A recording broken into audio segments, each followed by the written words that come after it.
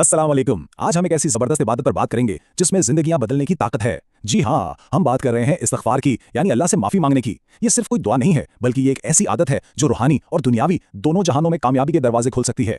कभी ऐसा महसूस हुआ है कि नमाज पढ़ना या कुरान की तिलावत करना ये सब कुछ एक भारी काम लग रहा हो? अगर कभी ऐसा एहसास होता है तो इसके पीछे एक गहरी रूहानी वजह हो सकती है। देखिए, इस्लामी तालीमात हमें ये बताती हैं कि हमारे गुनाह, चाहे छोटे हों या बड़े, वो एक रूहानी बोझ की तरह हमारे ऊपर जमा होते जाते हैं। और यही वो वजन है जो हमें नीचे खींचता है, जिसकी वजह से इबादत करना भी भारी महसूस होने लगता है। बिल्कुल ऐसा ही जैसे कोई बहुत भारी सामान उठाकर चलने की कोशिश कर रहा हो।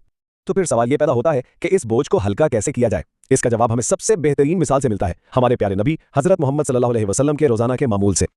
ये जो अदद है ना 100, ये अपने अंदर एक बहुत गहरा सबक रखता है। जरा सोचिए, वो नबी अकरम सल्लल्लाहु अलैहि वसल्लम जिनके बारे में अल्लाह ने खुद फरमाया कि उनके अगले पिछले तमाम गुनाह माफ हैं, वो हस्ती भी दिन में 100 मरतबा मग़फ़िरत तलब करती थी। ये अमल ही इस्तिग़फ़ार की बेपनाह अहमियत को वाज़ेह कर देता है। तो नबी अकरम सल्लल्लाहु अलैहि वसल्लम का ये फरमान इस्तिग़फ़ार को सिर्फ कभी कभार किए जाने वाले अमल से कहीं आगे ले जाता है। ये इसे एक रोज़ाना की रूहानी ज़रूरत बना देता है। ये सिर्फ गुनाहों की माफ़ी नहीं है, बल्कि अल्लाह के साथ अपने ताल्लुक़ को मुसलसल मजबूत करने और खुद को पाक रखने का एक बेहतरीन ज़रिया है। लेकिन इस्तिग़फ़ार का असल मतलब क्या है? ये लफ्ज़ हम बहुत इस्तेमाल करते हैं, पर इसके मानी सिर्फ माफ़ी से कहीं ज़्यादा गहरे और खूबसूरत हैं। यहाँ एक बहुत ही दिलचस्प नुक्ता है। इस्तिग़फ़ार की जड़ अरबी लफ्ज़ गफ़रा है, जिसका मतलब है ढांप देना या छुपा देना। तो जब हम इस्तिग़फ़ार करते हैं तो हम अल्लाह से सिर्फ ये नहीं कहते कि हमें माफ़ कर दे, बल्कि हम ये दरख्वास्त करते हैं कि वो हमारी इस गलती पर पर्दा डाल दे, इसे दुनिया वालों की नज़रों से भी छुपा ले और आखिरत में इसके बुरे अंजाम से भी बचा ले। अच्छा, तो इस अमल को अपनाने से ज़िंदगी में क्या तब्दीली आती है? इसके फ़ायदे वाक़ई हैरानकुन हैं, और इनका ताल्लुक सिर्फ रूहानियत से नहीं, बल्कि हमारे दुनियावी ज़िंदगी से भी है। रूहानी सतह पर तो इस्तिग़फ़ार एक क्लींजर की तरह काम करता है। ये गुनाहों का वो बोझ हटा देता है जिसके बाद इंसान खुद को हल्का फुल्का महसूस करता है। हर इबादत, हर नेकी आसान लगने लगती है। ये दिल को साफ करता है और ईमान को एक नई जिंदगी बख्शता है। और ये तो हुए रूहानी फायदे, लेकिन कुरान पाक में इस्तिग़फ़ार के बदले दुनियावी नेमतों का भी एक बिल्कुल वाज़ेह वादा किया गया है। यही वो दावत थी जो हज़रत नूह अलैहिस्सलाम ने अपनी कौम को दी थी। इससे एक हैरत अंगेज ताल्लुक वाज़ेह होता है कि कैसे एक खालिस रूहानी अमल यानी इस्तिग़फ़ार बराह रास्त दुनियावी नेमतों का सबब बनता है, जैसे कि रिज़्क़ में बरकत, बारिश का नुज़ूल और ख़ानदान में इज़ाफ़ा। ये तो गोया अल्लाह की तरफ से कामयाबी का एक फार्मूला बता दिया गया है। और आखिरत में इस अमल का इनाम तो अपनी इंतहा को पहुंच जाता है। इसका अंदाज़ा एक बहुत ही ताकतवर हदीस में बयान किए गए वाक़े से होता है जो रोज़े क़यामत पेश आएगा।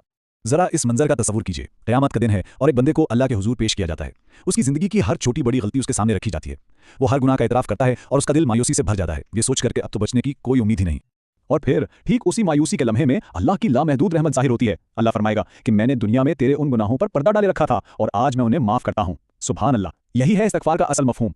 तो अहम बात यह है कि ये इतना गहरा और ताकतवर अमल हर किसी के लिए है, और इसे अपनी ज़िंदगी का हिस्सा बनाने के बहुत ही आसान तरीके मौजूद हैं। शुरुआत बहुत ही आसान है। दिन भर चलते फिरते उठते बैठते अस्तग़फ़िरुल्लाह का विर्द किया जा सकता है।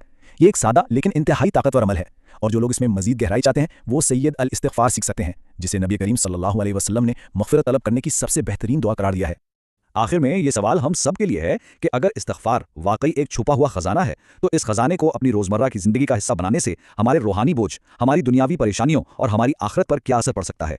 ये एक ऐसी सोच है जिस पर ज़रूर गौर करना चाहिए।